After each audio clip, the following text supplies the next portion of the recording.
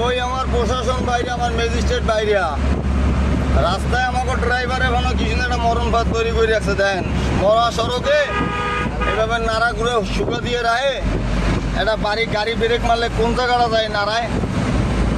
খালি আমাদের গাড়ি ডিপার্টমেন্টে খালি সমস্যা, যত মামলার মকদ্দমা আমাদের। ম্যাজিস্ট্রেটে কি এই রাস্তাগুলারে দেখে না?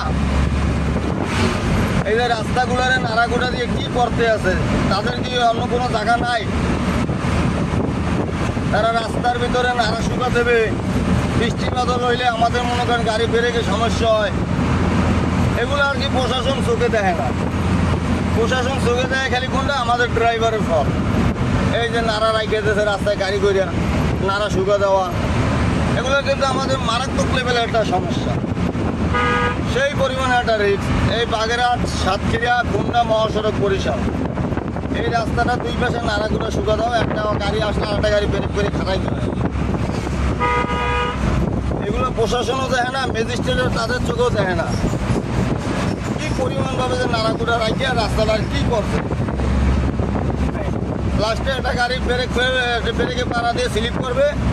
হ্যাঁ, প্রশাসন ড্রাইভারে বলবে ঘুমিয়ে করছে না, নেশা খাইছে, টাকা দিয়ে গাড়ি উঠে দিয়ে টাকা লাগবে। আসলে অন্যায় করে কিন্তু কত যাত্রীরা, দোষা সব আমাদের ড্রাইভার।